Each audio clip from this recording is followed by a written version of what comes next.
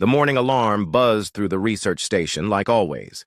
Dr. Kira Veltash rolled out of her sleeping pod and stretched her forearms.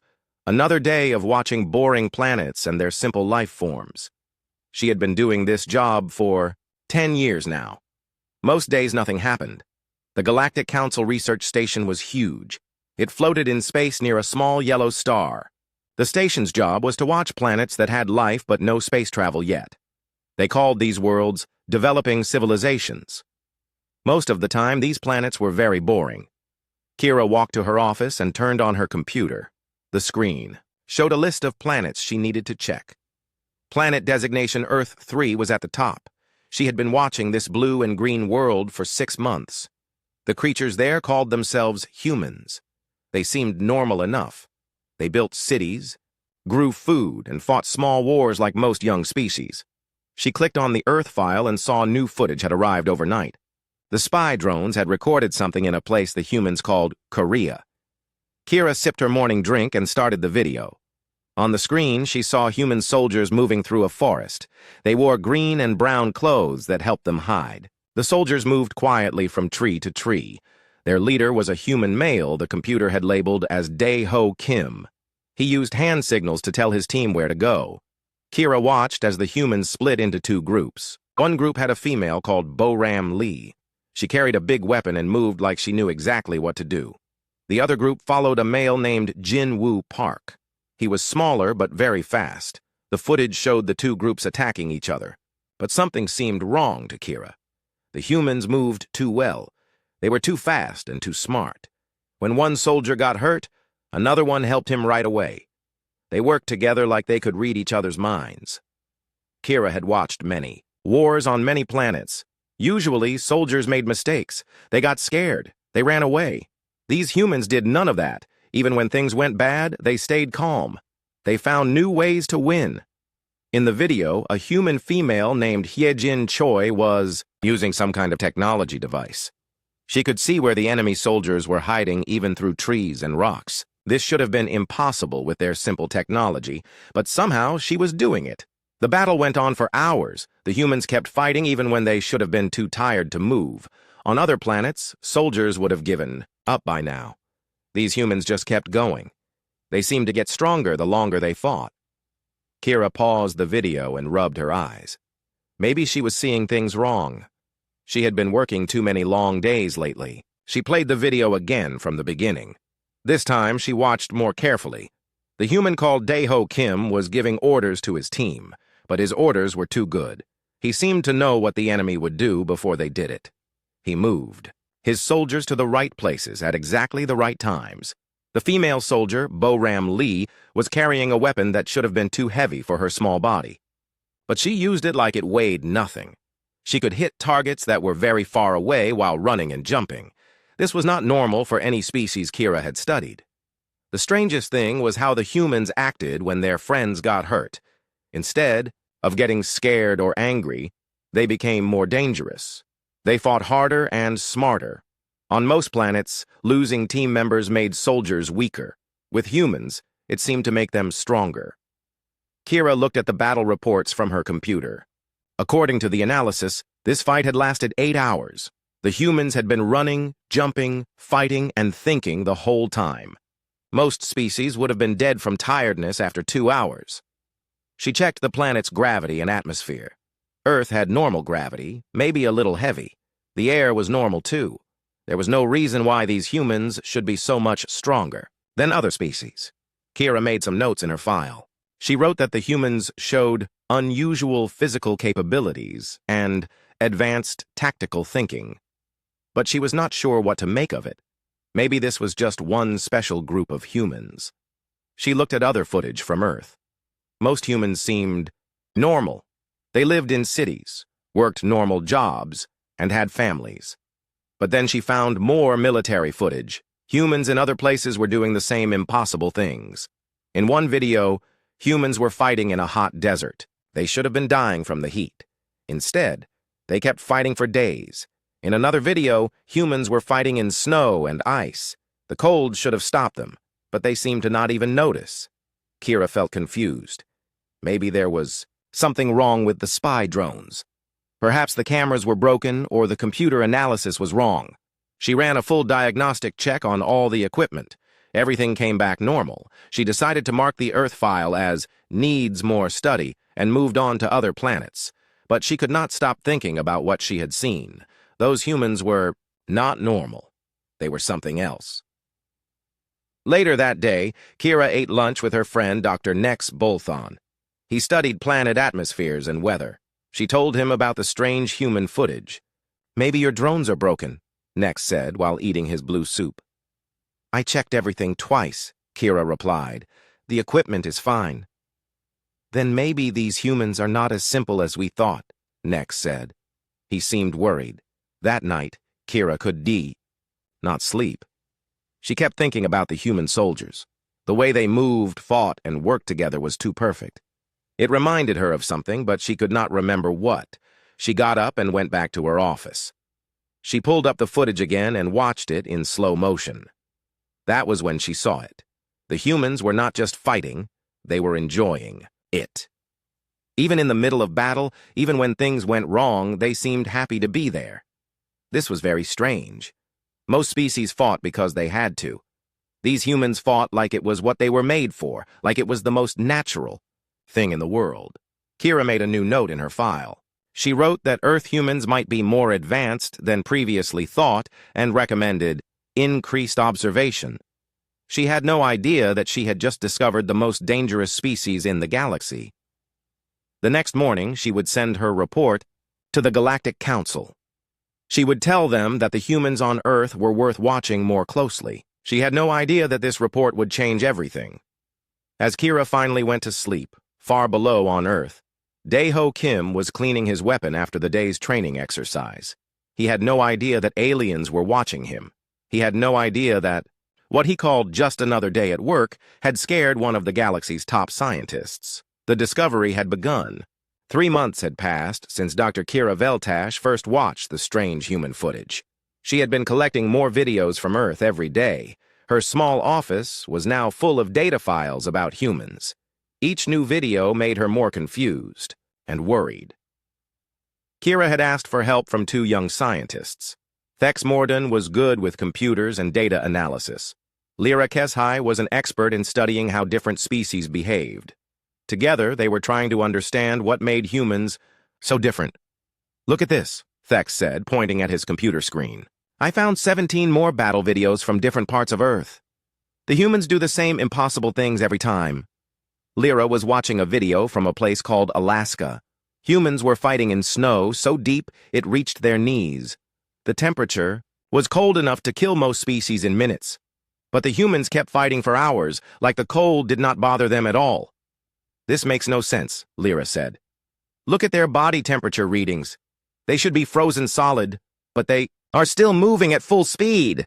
Kira joined them at the big viewing screen. She had been studying a new video from Korea. This one showed a human leader named Captain Sungmin Yu. He was running a training exercise with his team in the mountains. "Watch this part," Kira said, starting the video. "The humans climb up a cliff that is almost straight up and down. No ropes, no special equipment, they just use their hands and feet. On the screen, the human soldiers were moving up the rock face like insects. The female soldier called Yoonji No was carrying a heavy pack, but she climbed faster than the others. When she reached the top, she was not even breathing hard." "That is impossible," Thex said. "According to our data, that cliff is over 300 meters high. Even our best climbers would need special gear." The video continued. At the top of the cliff, the humans immediately started another exercise. They had to cross a river that was moving very fast. Instead of looking for a safe place to cross, they just jumped in and swam across. The water was so cold that ice was floating in it. "They should be dead," Lyra whispered. "That water temperature would stop the heart of any normal species." But the humans made it across easily. On the other side, a soldier named Tai Hyun Jang started making a fire using only sticks and dry grass. Within minutes, he had a warm fire going. The whole team gathered around it to dry their clothes.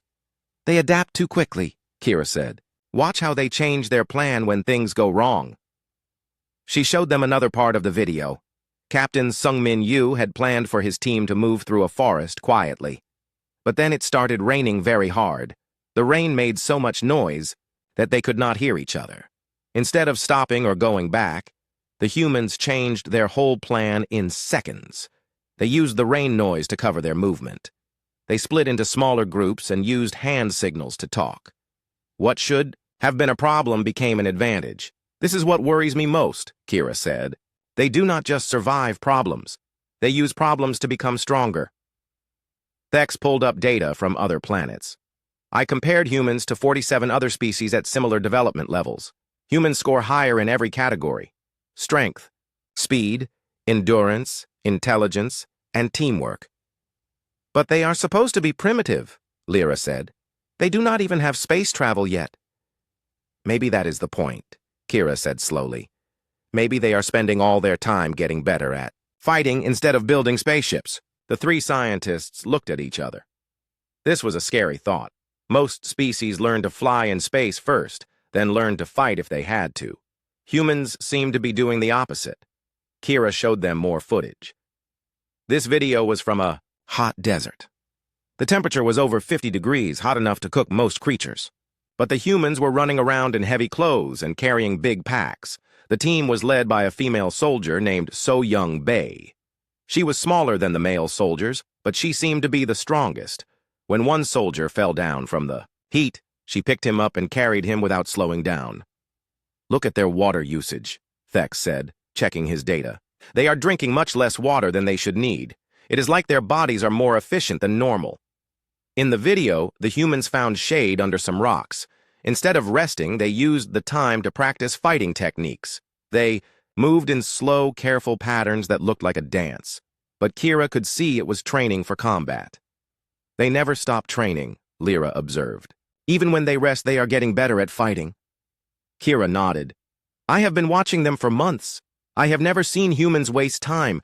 They are always doing something to become stronger or smarter or better at working together. She pulled up another file. This one showed humans practicing something they called urban warfare. They were fighting in a fake city that they had built just for training. The city looked real, with buildings, streets, and even fake civilians. The team leader was Captain Sungmin Yu again. He was teaching his soldiers how to fight in a city without hurting innocent people. This was very advanced thinking. Most species either avoided fighting in cities or did not care about civilians. See how they solve problems, Kira said.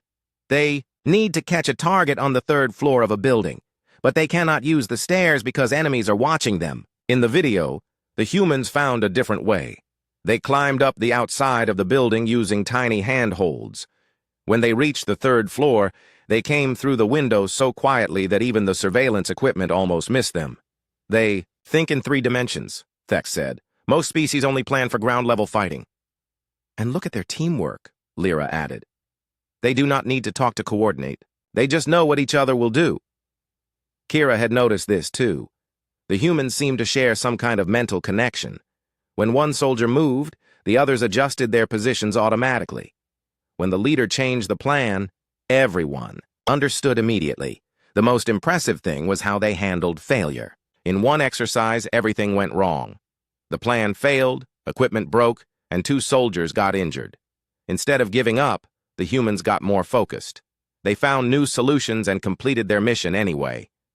This is not normal behavior, Kira said. Most species get discouraged when things go wrong. Humans seem to get excited by challenges. She showed them footage from that morning. Humans were doing something called survival training. They were dropped in a wilderness with no food, water, or tools. They had to survive for a week using only what they could find. Within hours, the humans had found water, built shelter, and caught food. They made tools from rocks and sticks. They started a fire without matches. By the end of the first day, they were more comfortable than many species would be in their own homes. They are not just tough, Kira said. They are smart about being tough.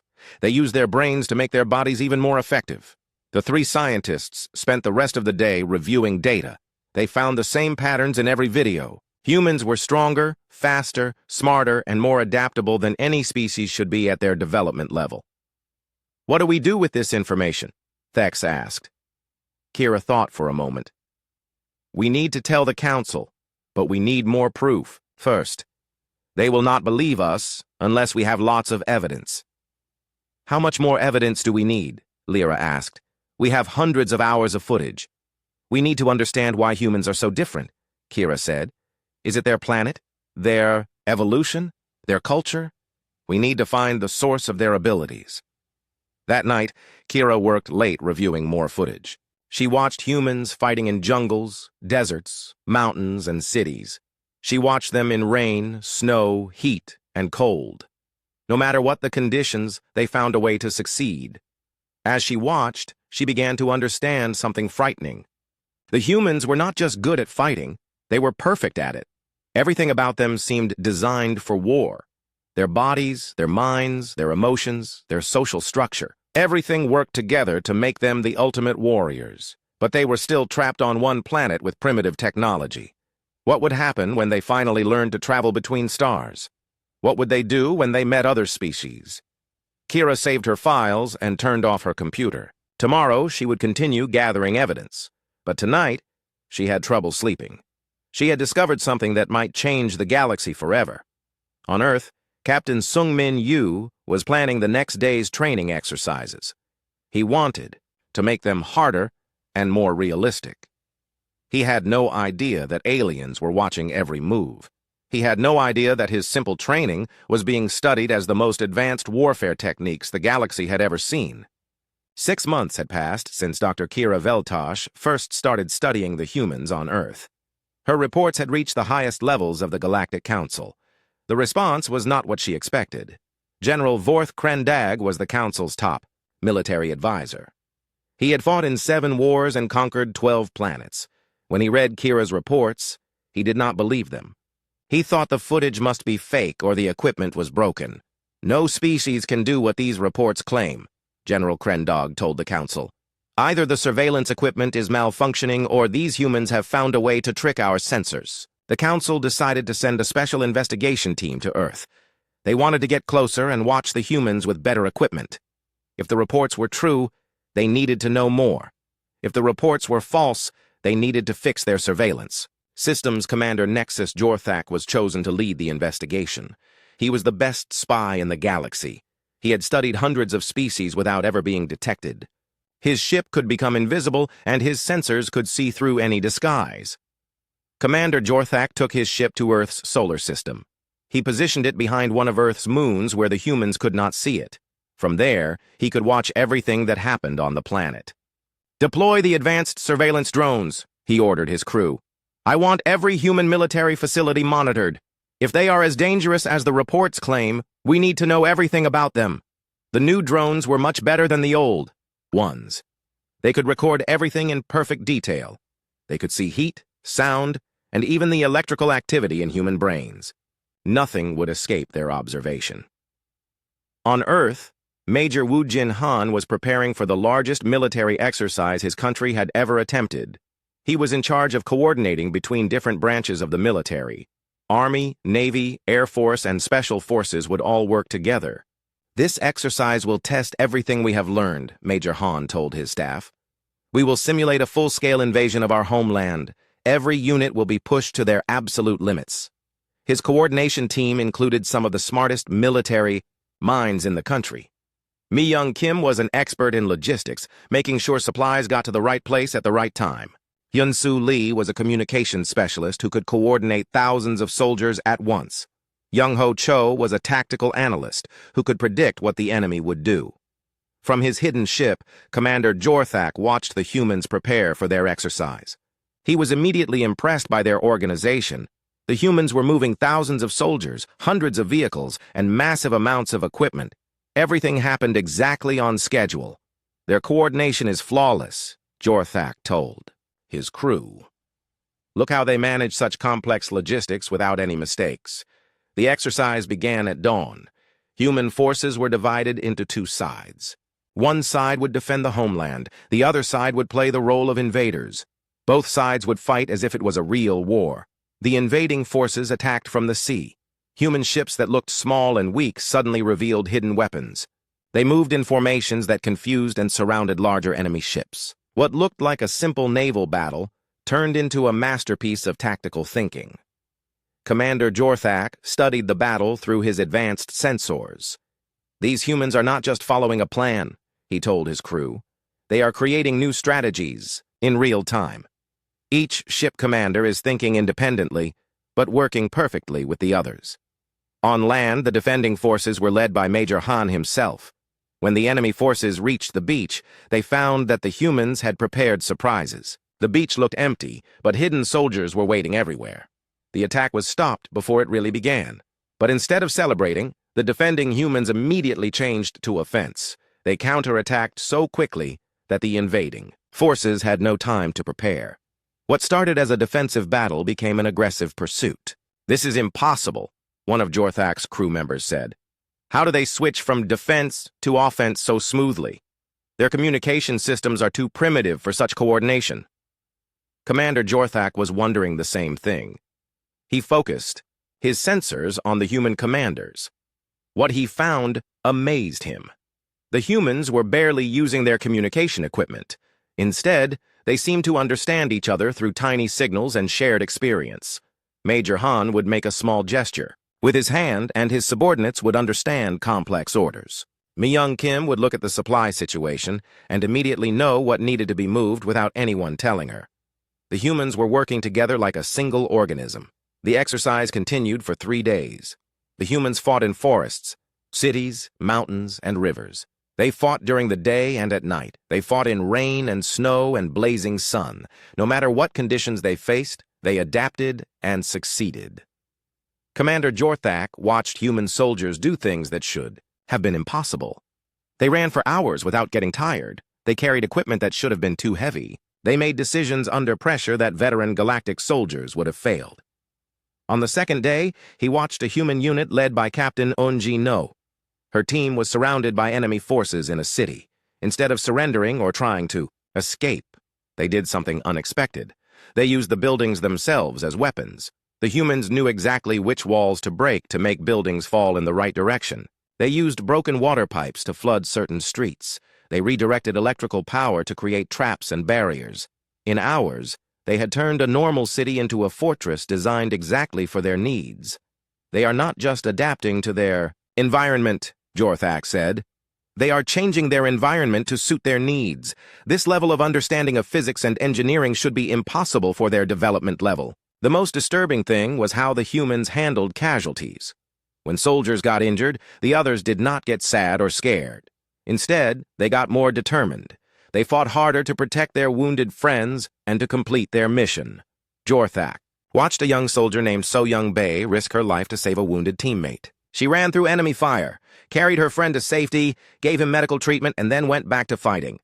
All of this happened in less than 10 minutes, and she never seemed afraid. "Their emotional responses are backwards," Jorthak told his crew. "Pain and loss make them stronger instead of weaker. How did they evolve this way?" On the third day, the exercise reached its climax. Both sides were exhausted and running low on supplies. Any normal species would have stopped fighting and declared a draw. The humans just fought harder. Major Han gathered his remaining forces for one final attack. His soldiers were tired, dirty, and hungry. But when he gave the order to advance, they moved like they had just started fighting. Their determination seemed to grow stronger as conditions got worse. The final battle was fought in a valley between two mountains. It should have been a simple fight, but the humans turned it into something beautiful and terrible. They used the terrain, the weather, and even the time of day as weapons. Commander Jorthak recorded everything, but he was having trouble believing what he saw. The humans fought with a combination of science, art, and pure willpower that no species in the galaxy could match. When the exercise finally ended, both sides were declared winners. They had all performed beyond what should have been possible. Instead of resting, they immediately started analyzing what they had learned and planning how to do better next time. They do not see this as the end of something, Jorthak realized. They see it as practice for something bigger. What are they preparing for? That night, Commander Jorthak sent his report to the Galactic Council. He confirmed everything that Dr. Veltash had observed and added much more. The humans were not just unusual. They were the most militarily capable species the galaxy had ever seen. "I recommend immediate and extensive study," he wrote. "These humans represent either the greatest threat or the greatest opportunity in galactic history. We must understand them before they understand us. The report reached General Krendog within hours. For the first time in his long military career, the old general felt afraid. He had spent his life studying warfare, but he had never seen anything like these humans. On Earth, Major Han was reviewing the exercise results with his team. They had identified dozens of areas where they could improve. They were already planning the next exercise, which would be bigger and more challenging. "We did well," Major Han told his staff, "but we can do better. We must always be ready for whatever comes." He had no idea that something was already coming. Somewhere in space, aliens were watching and learning about humanity. The investigation had revealed the truth about human capabilities. Now the real questions would begin. What would the galaxy do with this knowledge? And what would happen when humans finally reached the stars? 1 year had passed since the investigation began. Commander Nexus Jorthak had been watching humans constantly, and his findings were disturbing the entire Galactic Council. Every day brought new evidence that humans were unlike any species they had ever encountered. The investigation team had grown larger. Intelligence Officer Kai Zulmara had joined the mission 3 months ago. She was an expert at understanding alien languages and communication systems. Her job was to decode what the humans were saying to each other during their battles. "I need to understand their military communications," Kai told Commander Jorthak. "If we can decode their battle language, we might learn their strategies and weaknesses." Kai had been working day and night to break the human communication codes. She had powerful computers that could analyze millions of words and find patterns. But the humans were proving more difficult than expected. On Earth, Colonel Jae-Sung Park was preparing for the most ambitious military exercise in human history. Multiple countries were working together to simulate a global war scenario. It would involve over 100,000 soldiers and last for 2 weeks. "This exercise will test our ability to coordinate on a planetary scale," Colonel Park explained to his international staff. "We must be able to work together regardless of language, culture, or national boundaries." His command team was impressive. Soo-Jin Lee was in charge of international communications, speaking 12 languages fluently. Dong-Hyun Kim managed the logistics of moving supplies across continents. Nari Choi coordinated air support from dozens of different air forces. From his hidden observation post, Commander Jorthak watched the humans prepare. He was amazed by the scale of their operation. They were moving soldiers and equipment across entire oceans. They were coordinating time zones, weather patterns, and political boundaries. It was the most complex military operation he had ever seen. "Look at their preparation phase," Jorthak told his crew. "They are planning for scenarios that most species cannot even imagine. They are thinking 10 steps ahead of everything." Intelligence Officer Kai was monitoring all human communications during the preparation. Her computers were recording every radio message, every digital transmission, and every coded signal. She expected to find detailed battle plans and secret strategies. But what she found was shocking. "Commander," Kai called out, her voice filled with confusion. "I think there is something wrong with my translation programs." "What do you mean?" Jorthak asked. "The humans keep using words that do not make sense in a military context," Kai explained. "They keep talking about training objectives and learning opportunities and skill development. These do not sound like real war communications." Jorthak looked at her data. The humans were indeed using strange language. Instead of talking about destroying enemies, they talked about improving performance. Instead of planning for victory, they planned for educational outcomes. "Maybe they use code words," Jorthak suggested. "Perhaps training means killing in their military language." But as Kai studied more communications, a different picture emerged. The humans were literally talking about training and learning. They were discussing how to make the exercise more realistic and educational. They were planning ways to test new ideas and improve their skills.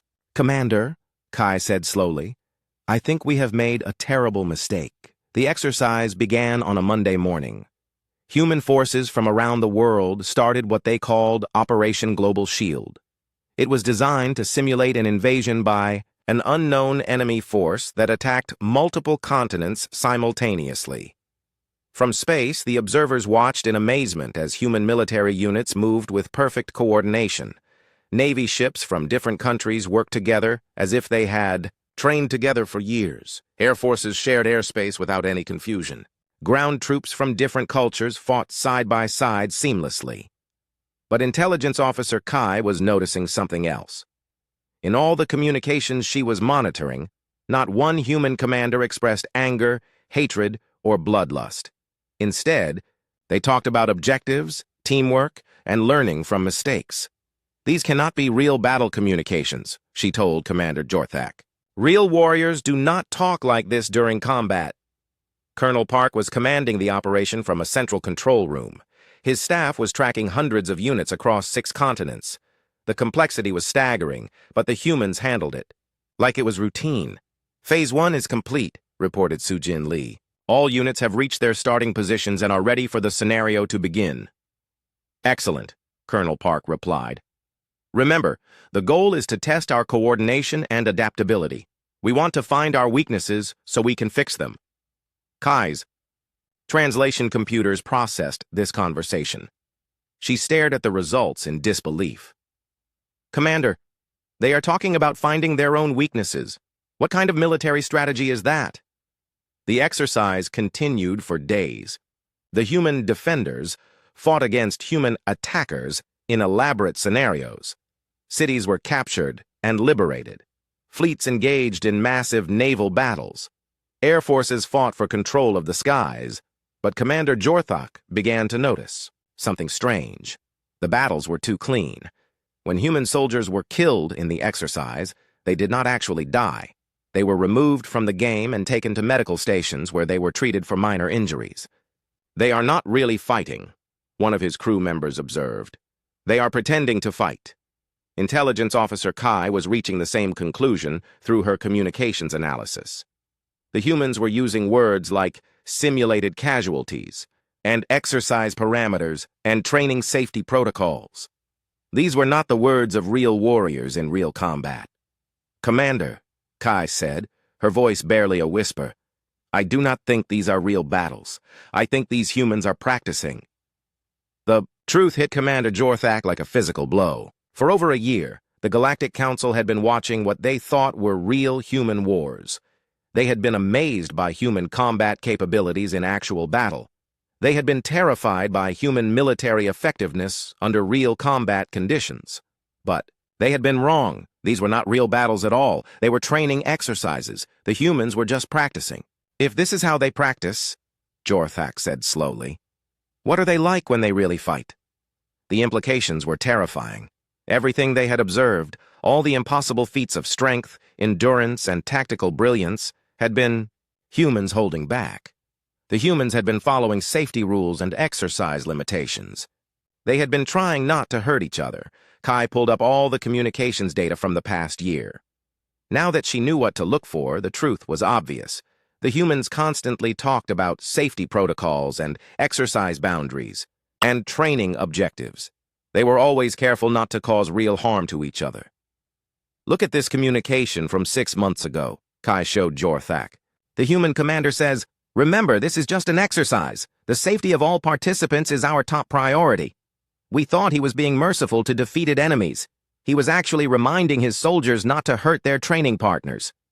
Commander, Jorthak reviewed footage from the early observations. Now he could see what they had missed. The humans were constantly pulling their punches, holding back their strength, and avoiding truly lethal tactics. What the observers had thought was maximum human performance was actually humans being careful not to hurt each other. The most frightening realization was about human endurance and pain tolerance. The humans had been fighting for hours and days, in their exercises while following safety rules and medical monitoring. They had been stopping for rest breaks and medical checkups. What would they be capable of in a real fight where safety was not a concern? Send an immediate message to the Galactic Council, Jorthak ordered. Priority Alpha Emergency Classification. His message was short but terrifying. All previous observations of human combat capabilities are inaccurate. What we have been studying are training exercises, not real combat. Humans have been deliberately limiting their performance to avoid injuring each other. Recommend immediate reassessment of human threat level. On Earth, the global exercise was entering its final phase. Colonel Park was pleased with how well the international cooperation was working. Different countries were sharing resources, coordinating strategies, and learning from each other. "This has been our most successful training operation ever," he told his staff.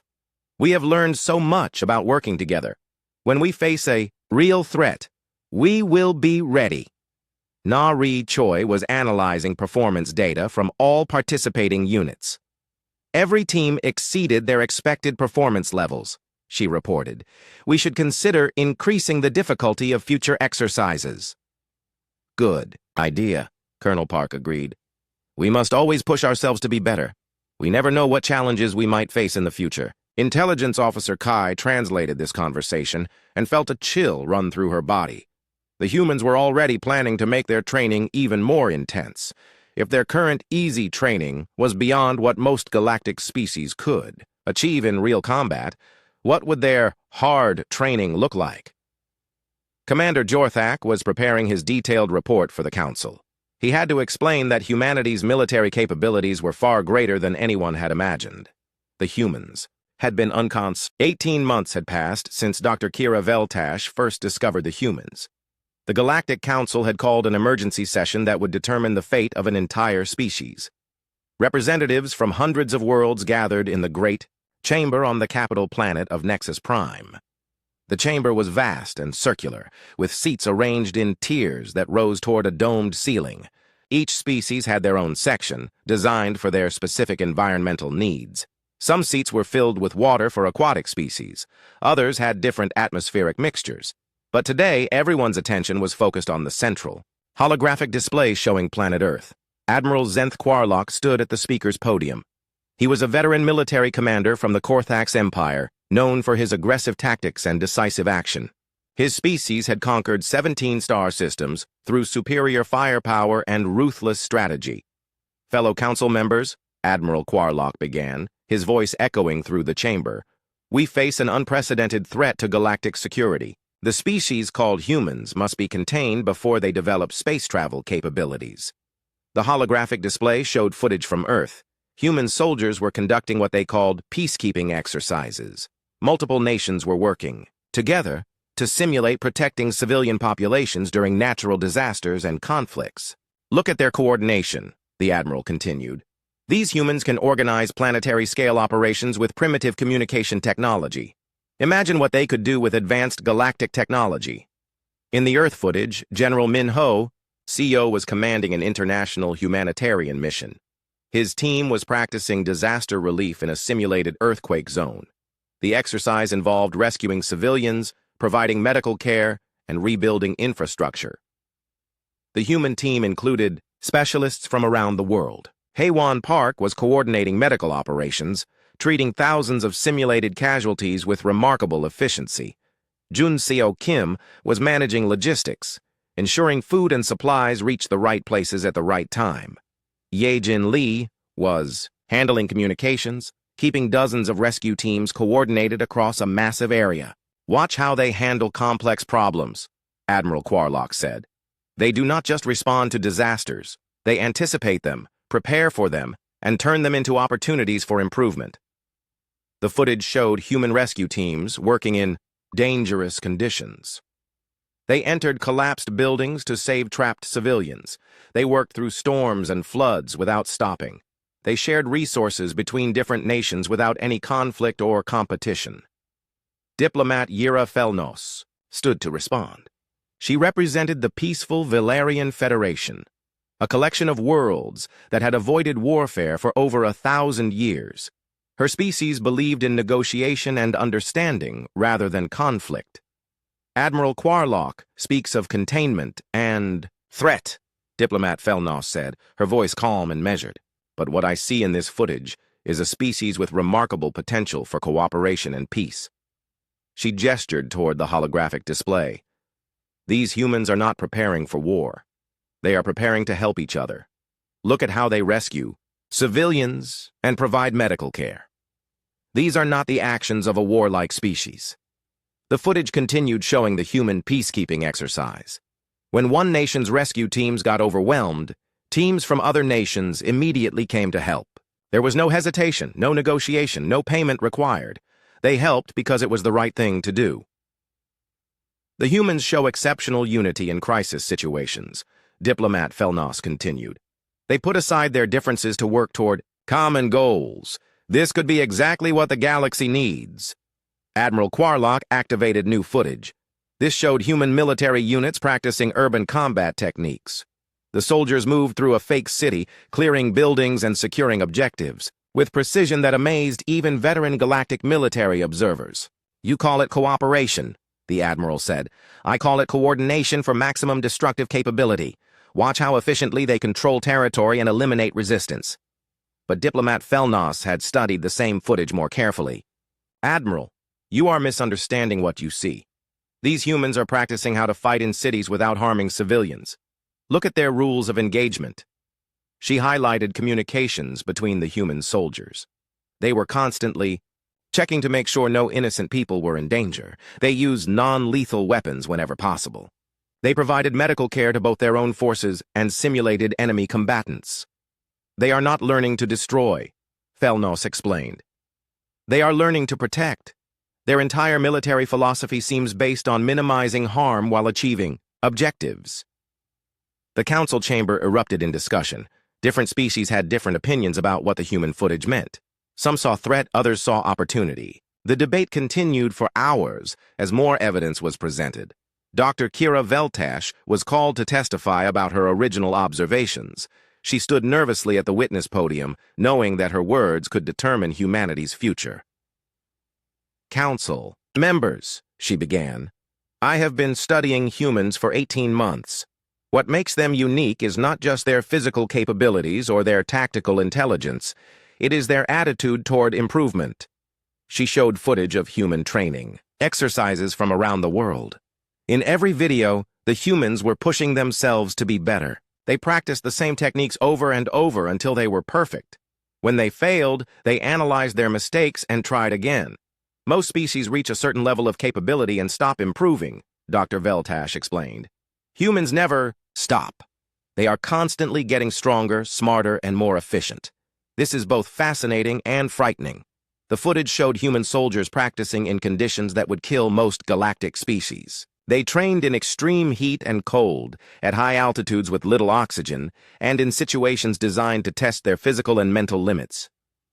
But here is what I find most remarkable, Dr. Veltash continued. They do all of this training to protect each other and their civilians. Every exercise I have observed includes scenarios for protecting innocent lives. Admiral Quarlock was not convinced. Dr. Veltash, you are naive about military matters. These humans are training to be perfect soldiers. When they develop space, travel, they will become perfect conquerors. Or perfect protectors, Diplomat Felnos countered. Everything we have seen suggests that humans use their strength to help the weak, not exploit them. The debate continued into the night. Some council members wanted to destroy humanity before they could leave their planet. Others wanted to make peaceful contact immediately. A few suggested waiting to see what humans would do when they finally reached space. Commander Nexus Jorthak was called to present his intelligence findings. He had been watching humans more closely than anyone else and had the most detailed observations. Council members, he said, I have watched humans conduct hundreds of military exercises. I have seen them train in every possible condition and scenario. I can confirm that their capabilities exceed anything in our databases. He paused and looked around the chamber. But I must also report that in all my observations, I have never seen humans attack without provocation.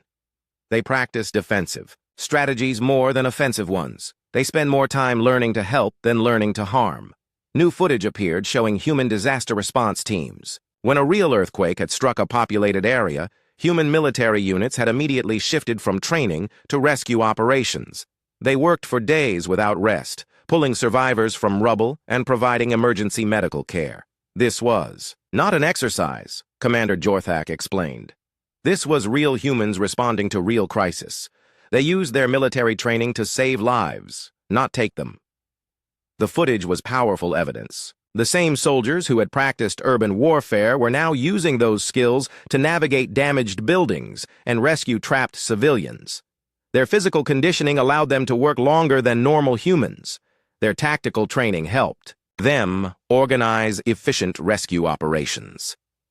I believe, Commander Jorthak concluded, that humans are naturally protective rather than aggressive.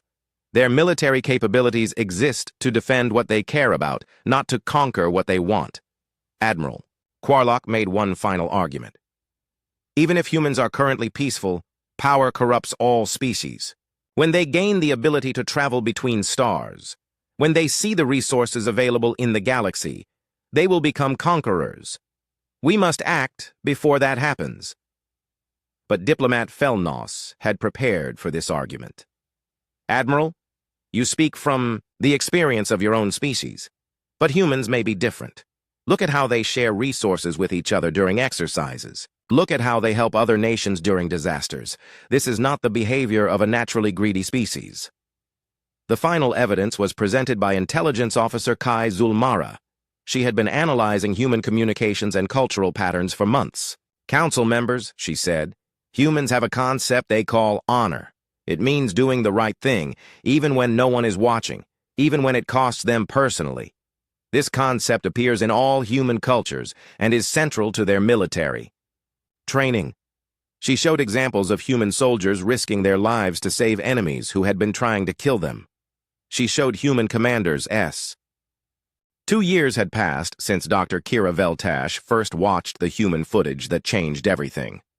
The Galactic Council had spent months debating, investigating, and analyzing. Finally, they had reached a decision that surprised everyone, including themselves.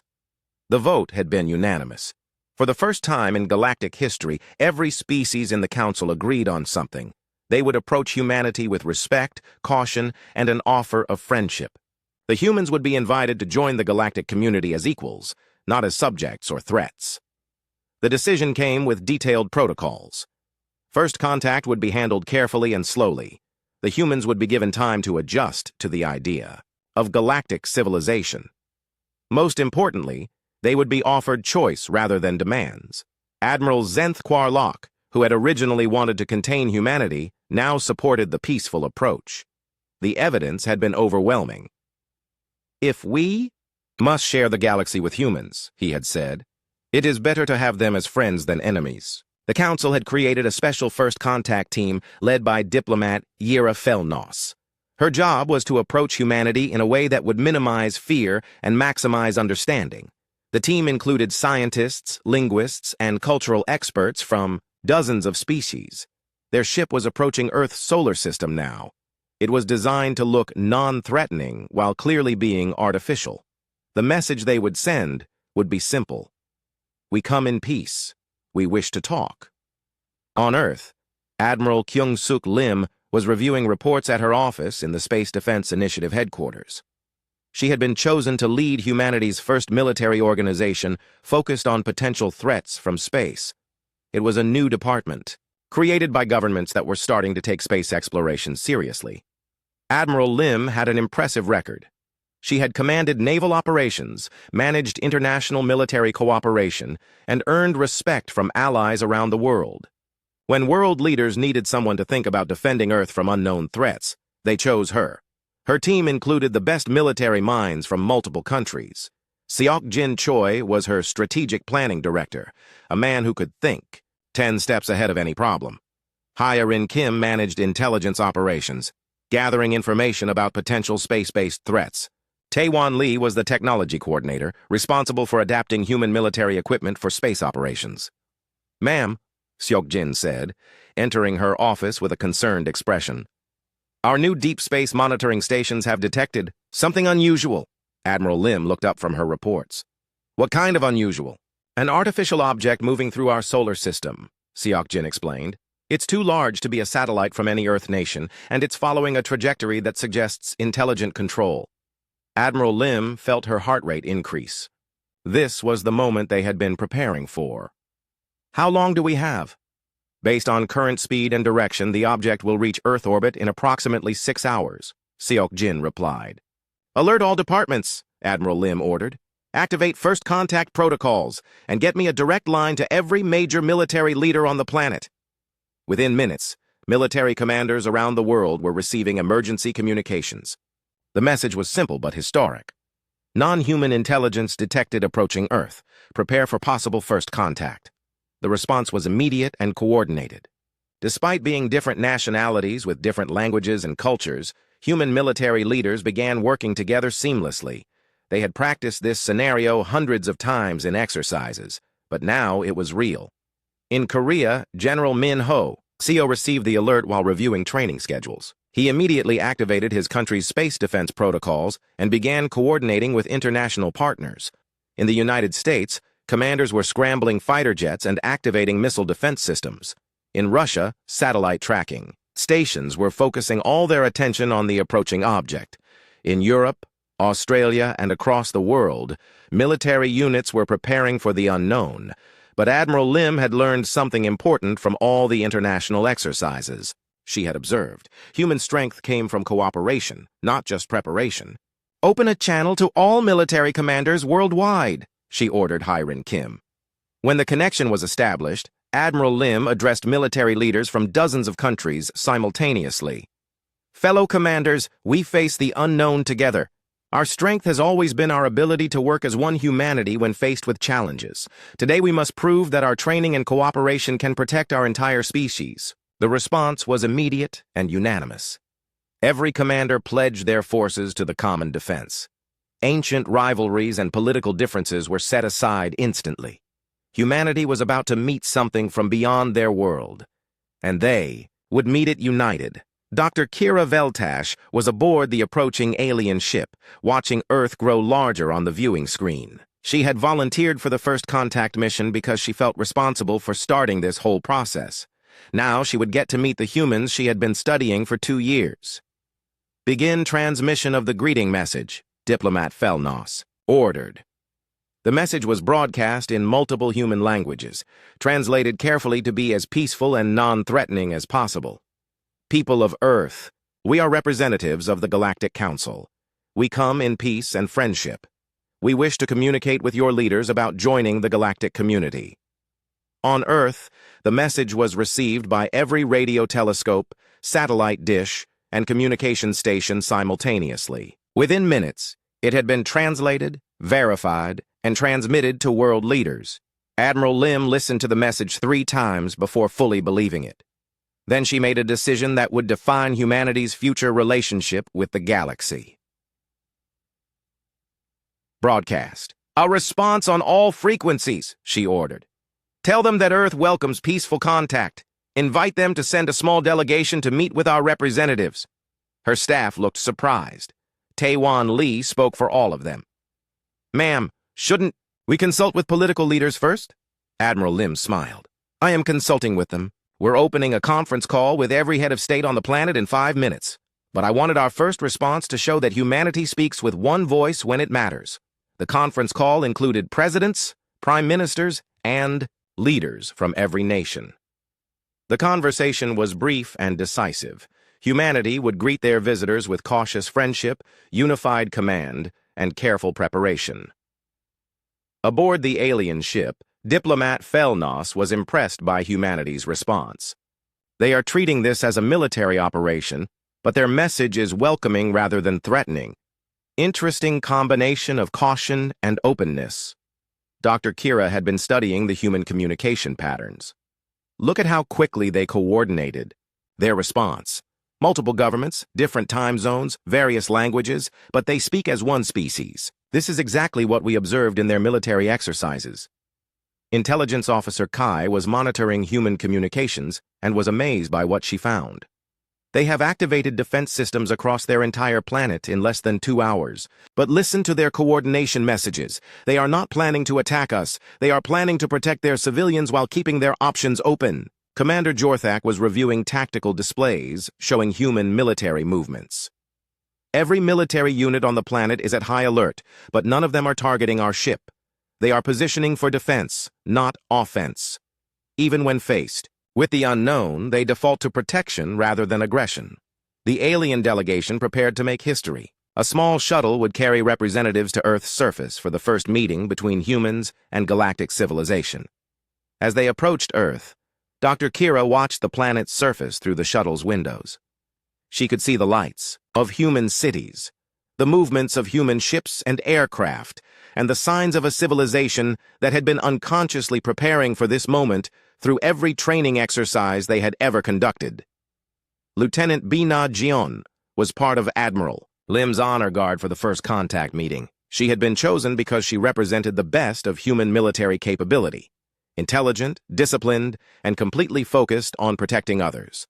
As the alien shuttle landed at the designated meeting site, Bina and her team maintained perfect formation. They were alert and ready for anything, but their weapons were lowered and their stance was clearly defensive rather than threatening. Admiral Lim stepped forward as the alien representatives emerged from their shuttle. She rendered a crisp military salute, showing respect while maintaining dignity. "Welcome to Earth," she said clearly. "I am Admiral Kyung-suk Lim, representing the unified military forces of humanity. We are honored to meet you." Diplomat Felnos approached carefully, amazed by the human greeting. Everything about the human military formation showed strength, discipline, and capability, but it also showed restraint, respect, and genuine welcome. "Admiral Lim," she replied. "I am Diplomat, Yira Felnos of the Galactic Council. We have been observing your species for 2 years. We are impressed by what we have seen." Behind her, Dr. Kira couldn't help but smile. These humans looked exactly like they did in the surveillance footage, but somehow more impressive in person. Even standing still, they radiated competence and readiness. "We have much